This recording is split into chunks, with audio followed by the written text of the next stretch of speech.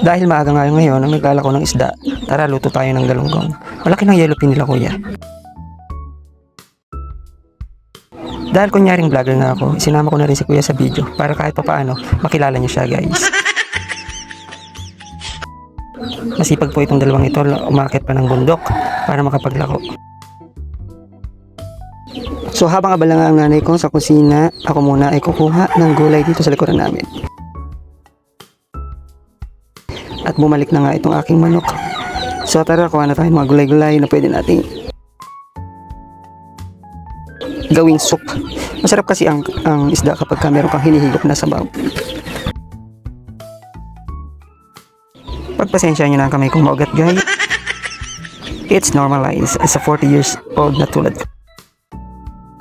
So kuha na nga tayo ng kahit anong gulay dyan na pwede natin gawing sabaw para maging soup. Sabaw na para maging soup, edi mo. Habang namimitas nga ako ay sumusunod sa akin itong mga itik. Siguro iniisip nila na iyon ang ipapakain ko sa kanila. Hello, kakakain nyo lang. Gusto nyo naman kumain. So ito nga yung mga gulay na kinukuha ko. Talilo, alugbate, saluyot.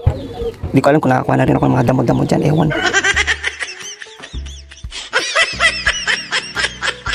Sampo na yan sa mga gulay-gulay. Huwag kayong mga alala mga itik, sa susunod kayo na ang gagawin ko. Pang-recado. Pang-recado o main recado. O main luto ko ba. So sa ngayon, tsaga-tsaga muna ako dito. Lagyan ko na rin pala ng mga kamoting kapang. Ang gulay. So dito nga sa likuran namin, nagbubunga na naman ng mga bayabas. So another pagpapala na naman. So marami na to. Dadagdagan pa natin.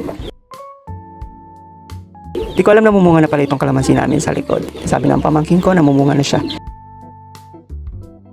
So nakita ko may dalawang bunga pero hindi ko lang kinuha.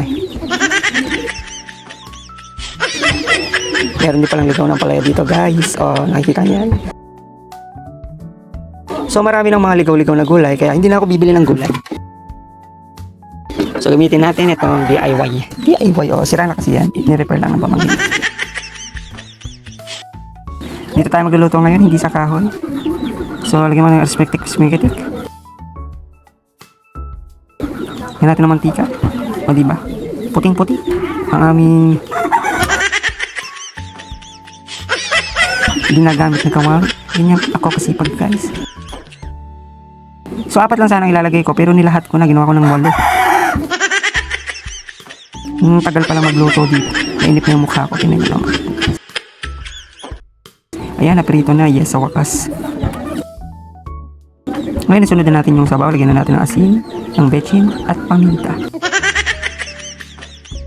Hindi pa yan kumukulo guys. Ilagay ko na kasi nga masyado akong mainipin. Yan kumukulo na. Ilagay na natin yung nakuha nating gulay sa likod ng bahay.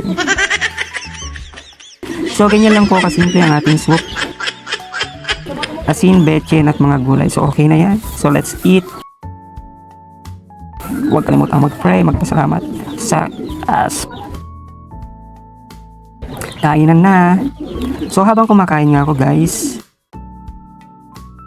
naalala ko talaga na paano kung hindi ako nagluto na naman ngayon, eh di wala na naman akong ulam, di ba? So kaya ako payat, tamad ako magluto. Wala naman talaga akong ibang maasahang magluto dito guys, kundi ako. Ang nanay ko hindi rin mahilig magluto. Minsan-minsan lang siya sipagin magluto. Kaya yan, tamang ganyang luto lang. Masarap naman kumain kahit mga ganyan-ganyan lang. Alam nyo guys, maraming tao yung pinipili o gustong maging simple. Pero hindi nila kayang mag-stay ng matagal. Bakit? Ang pagiging simple kasi, pati yung panglasa mo. Hindi lang yung mindset mo yung babaguhin mo.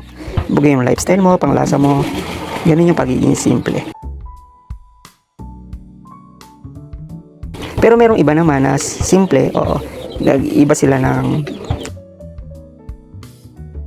iniba nila yung kung paano i-manage yung pera nila. So pinasisimple na lang nila, kunyari bibili sila ng mga gamit hindi na branded. So simple din naman, nakakatipid din naman yun. Pero ako talaga, since lumipat kami dito sa kabundukan, naging simple na ako. Bata pa kami, nasanay na kami sa pagiging simple. Simple, pati yung mukha niyan, mukhang simple. Pangit na simple. So, enjoy ko lang yung mukbang ko, guys. Ang sarap talagang kumain pag sarili mong luto. Tipid ka na. Ngayon, ang nagastos ko, 200 pesos lang uli. Yung mga ginamit ko dyan, tubig lang, tapos asin, bechin, paminta. Kaya lang, dahil gumamit ako ng kuryente sa kalan, mapapamahal lang ang aking kuryente. Magkano ba ang kuryente nyo, guys? Sa amin kasi ilang kaming bahay, 5. Umabot ng 5K din. No. Medyo mahirap lalo na kapag wala kang trabaho. Ang trabaho ko nga on call lang. Kaya medyo hirap din talaga. Kaya nga ako nag-YouTube na lang baka sakali. Mamonetize ako dito sa YouTube. Malaking tulong na yon sa akin at sa family. At baka hindi lang itong gantong pagkain yung makain ko. Pero ngayon, dahil wala pa tayong monetization, konti pa lang ating mga views, dyan lang muna yan. Ilang muna ang kakainin natin, guys. So tapos na nga akong kumain, binisit ko ulit itong aking mga alaga. At yehey!